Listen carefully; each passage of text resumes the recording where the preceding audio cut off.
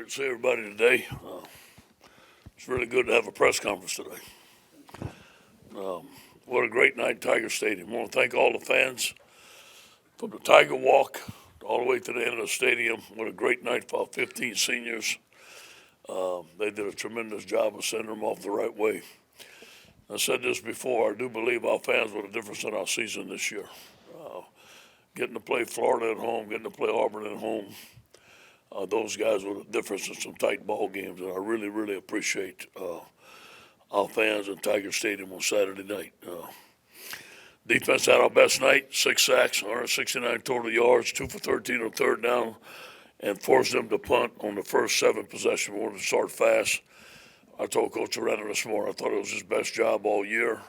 Our defensive coaches, our players, we're an attacking scheme. I thought our DBs contested all the routes, especially against some wide receivers that would give us a tough time next year. Very proud of our defensive staff and all our players. On offense, just got to mention these things. I usually don't, but I think it's time to mention them, give our guys credit where credit's due. LSU record for points in the season, 584. Scored 50 points, a record 6 times. 40 or more points 10 times, school record.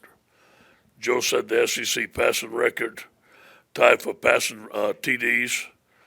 Clyde Edwards-Helaire, what a year he's had, 1,233 yards rushing. Leads the SEC in rushing TDs for 16. 2 1,000-yard receivers. Jamar's 1 reception away for tying SEC record. Cade York, the first time an LSU kicker kicks 2 50-yard field goals, leads the SEC in scoring. So just have to say that. I think it's good for recruiting. I want recruits to hear that. Recruiting is going phenomenal right now. They want to be in our system, and they want to come play here. On to Georgia. A lot of respect for Kirby and the job he's done. Go against some recruiting. I know the players that he's recruiting. I know the type of coaches that he has on his staff. This is a well-coached football team and very athletic. It'll be the best offensive line and defensive line we've seen all year. I watched their offensive line this morning. They're phenomenal.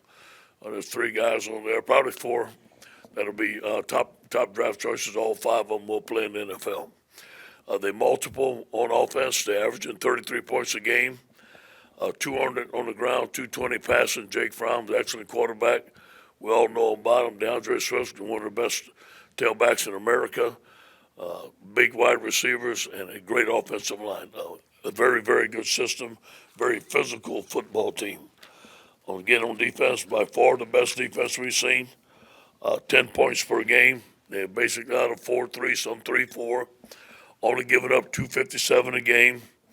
Tyler Clark and their defensive line, I watch them all the time because I watch opponents' offensive line. They're very well coached. They're quick. They're disruptive. J.R. Reed's one of the best safeties we're going to see. He and Richard LeConte, 2 outstanding safeties. Good on special teams. This is going to be a battle. It's supposed to be for the SEC championship. We're going to have a regular week's work here. Thursday morning, we'll meet at 11 o'clock. We'll have an early practice, and then Thursday evening we'll go on down to Atlanta and have a regular Friday practice in the Georgia Dome Friday afternoon. Any questions? How much has Maurice Hampton's development kind of freed you up defensively to do the things you wanted when maybe Todd Harris was still healthy and whatnot? Say it again now. How much has Maurice Hampton's development, I guess, freed you up to do other things defensively? Yeah, it gives us some flexibility. It gives us, big game to rest Grant Delpit in. I think that was the biggest thing, and give us a chance to put Grant closer to the football, put him in the post when we need him. Be more flexible. Hey, Coach. Georgia fans are known to travel pretty well, and this obviously isn't very far of a trip for them. No. So how are y'all prepared knowing that this is more of a home game for Georgia? Well, I know our fans are going to be there. I feel good about that. Everywhere we've gone, we've had great fans. But we will treat this as an away game. We will have crowd noise on Tuesday and Wednesday. We'll be very well prepared for all the Georgia fight songs they'll play on our field all week. Coach, right over here. We did something with Devin White a couple weeks ago, and he told us how he still stays in touch with a a lot of the players, says he texts you every now and then. I was just wondering, how many former players have you heard from over the course of the season, and how much does their support mean to the program? Means a lot. We welcome them back.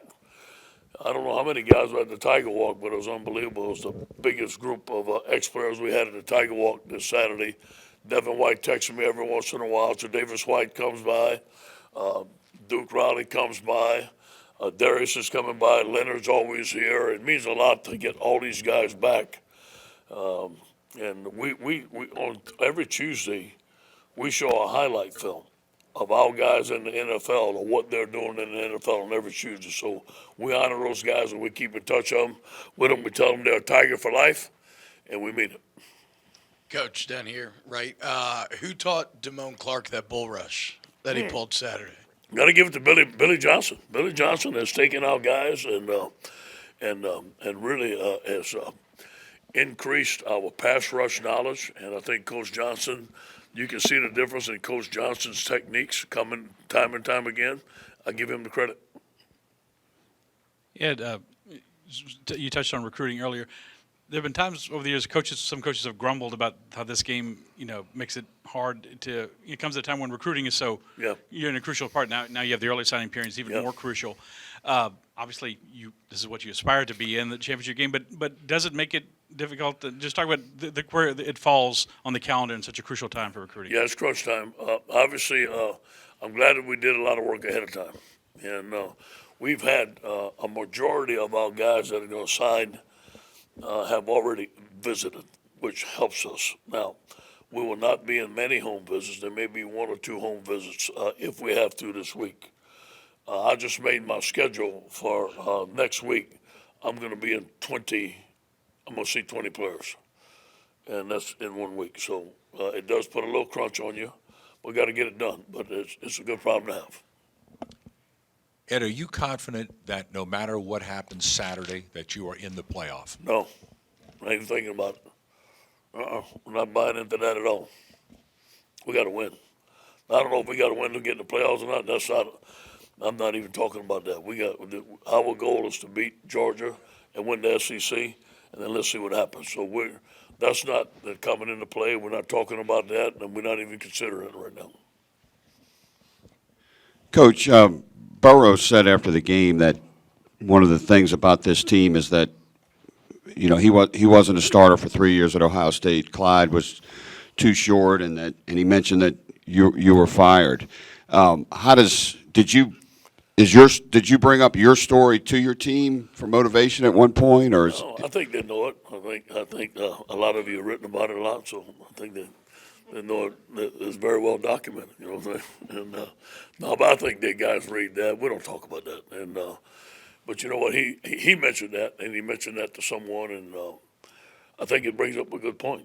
It doesn't matter. I remember being with Sean Payton, and it was my first NFL meeting. And I'd been to college for a while now, and I was a little nervous to be in that meeting. I didn't know what to expect, coaching NFL players. And this is what Sean Payton said: "It doesn't matter how you got here, you're here. Now make the best of it." And I think that's what these players do, and that's what I did. And Clyde, a lot of people didn't think he was going to beat out the 2 freshmen that came in. Did anybody on the staff kind of think that too, or? I don't think that. I think that nobody thought that he'd have the great year that he's had. I thought he'd be a good back. No question about that. But I think he's exceeded all of our expectations except Clyde's expectations. And that's a credit to him. It's a credit to Tommy Robinson, but mostly to Clyde. Ed, you talked yesterday about how you've scaled back on practice the last couple of weeks, preparing for a long season. It seems like from the beginning and the preseason even, you've made steps with running backs, taking time, things like that. Throughout your years in coaching, what things did you pick up to know how to organize practice throughout the season? I really followed when I went to the NFL 1 year, see how they practice with a limited roster. And then when I took over the roster at USC, we had a roster similar to the NFL because of the sanctions. So I practice the same way, and I've kept that. And as the season has gone on here, Tommy Moffitt and Jack, they measure how fast our guys are playing.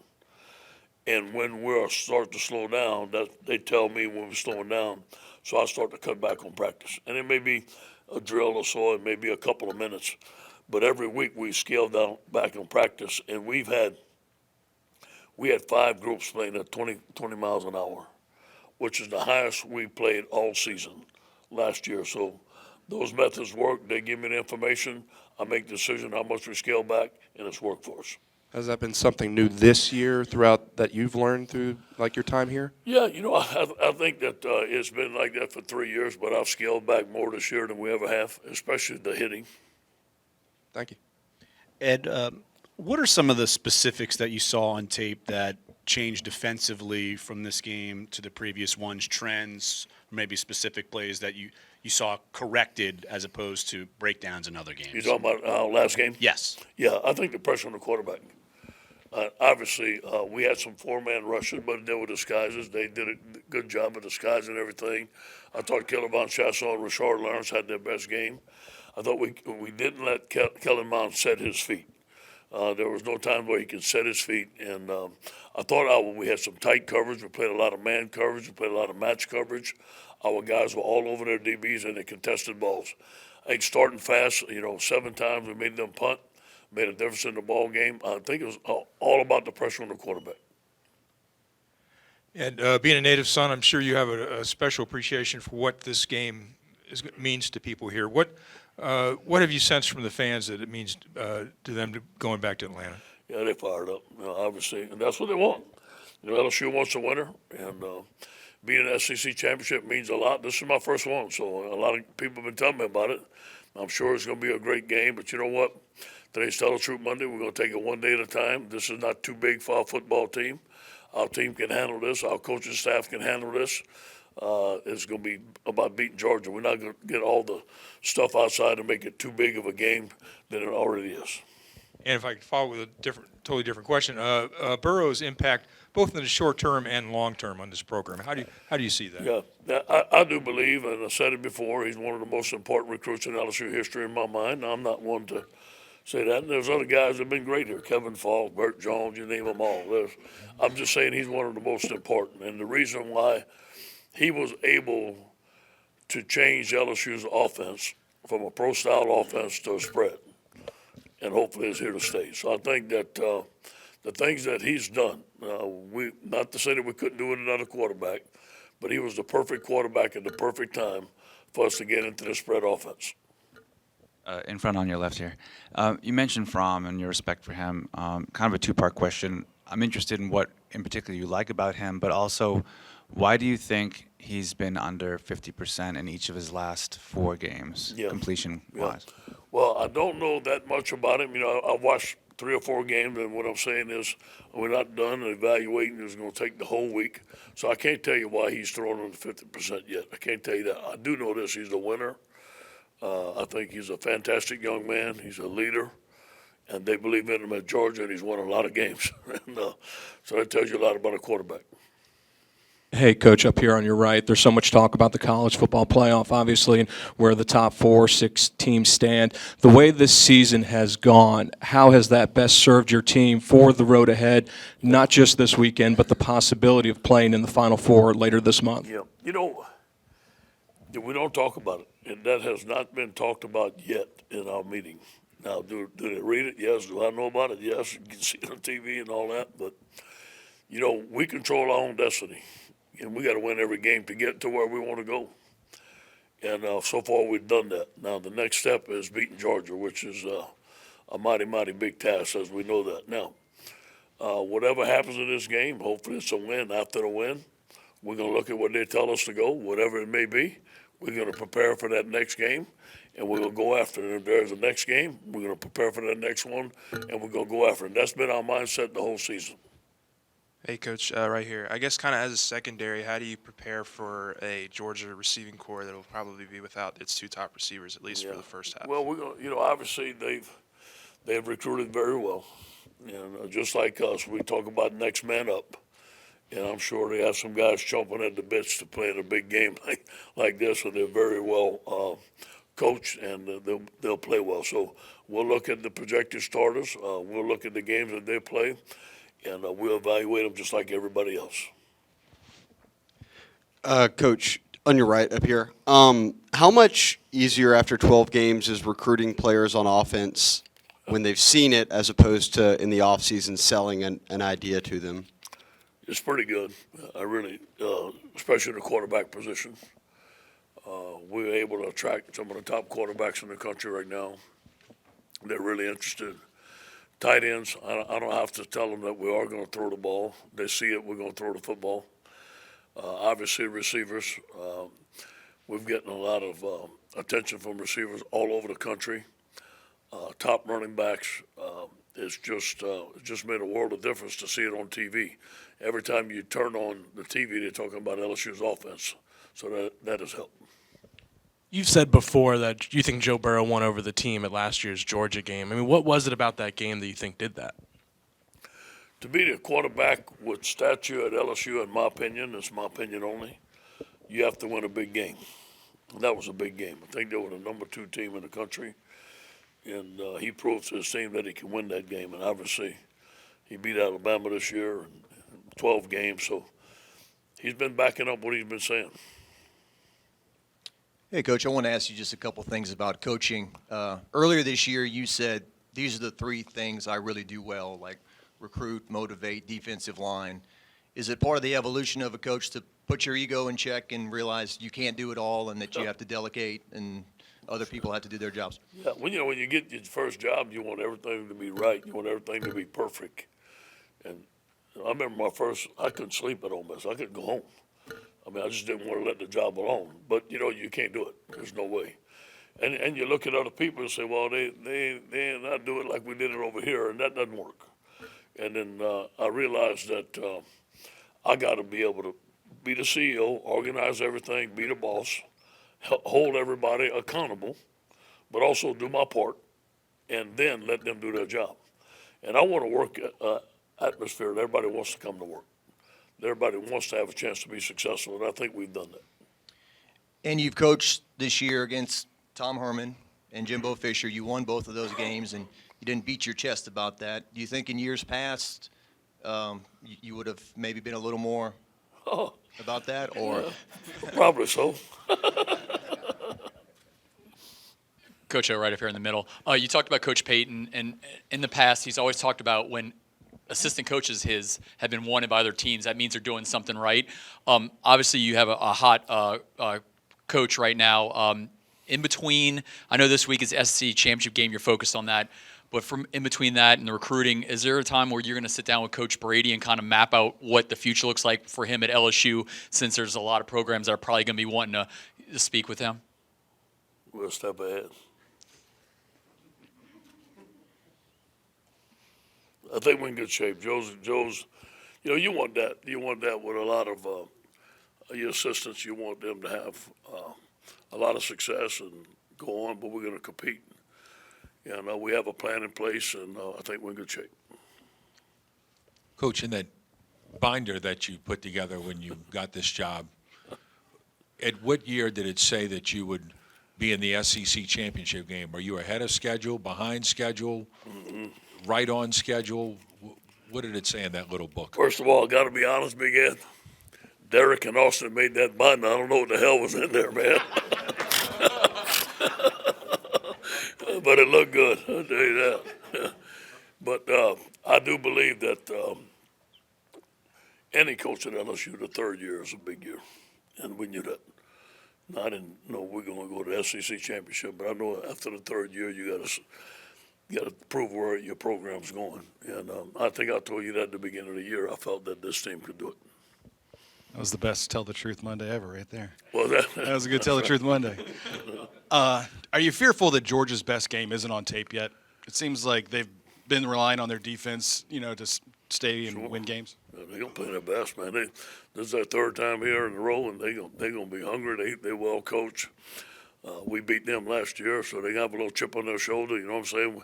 And we got to let last year go. Last year is different. We played them at home, now we play them over there. It's a whole different team, a whole different circumstance. But what I am confident of our football team is they're very confident in their abilities. They're very confident in their abilities to adjust during the game. I think we have an excellent coaching staff that people can throw whatever they want after us. We're going to have answers, and we have players that can do it. But again, it's going to come down to blocking and tackling and taking care of the ball. Coach, to your right, how much have the games you guys have played this year and the big wins you've had, especially on the road, help you and give you confidence for this game? A lot, because you're going to face adversity on the road, and the crowd's going to be in it, and it's going to be hard to hear the snap count. We have to go to a silent count, whatever that may be, and we're going to have to stick together as a team. And I think that our team has shown they can do that, and it helped that we went on the road and made some big plays at some critical times. I do believe that we do have some players like Joe Burrow. He's great under pressure. He wants the pressure.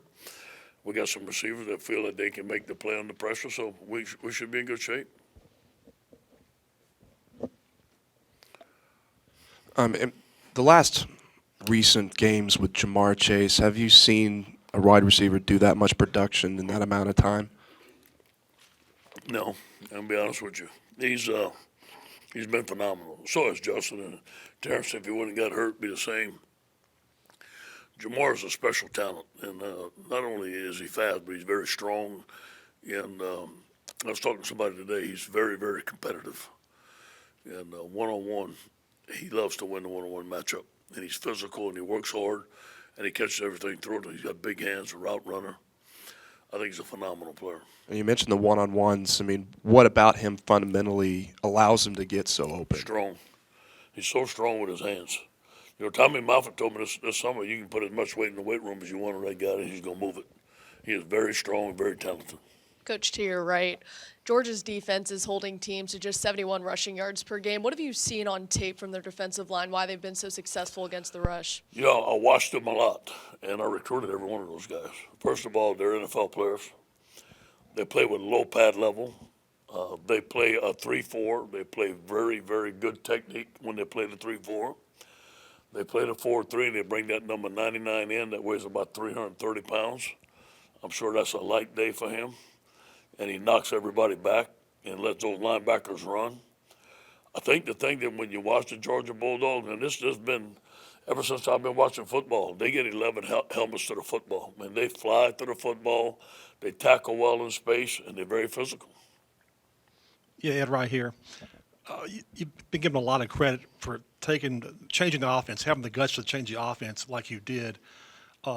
What was it that made you change? Was it the fact that maybe you realized you can't score 30 points a game and win national championships? What ultimately made you decide to change it? You know, I wanted to go to the spread. I was going to hire Lane, and obviously he got a head job, so that didn't work. That year didn't work. Obviously, it was nothing that we wanted. I wanted, obviously. Then, you know, I just wanted to take Coach Ensminger, and I knew he could average 30 points. I knew he could. He did it when we started. But you know what? When we didn't score any points against Alabama that year, after the game, I talked to him. I said, we got to go to the spread.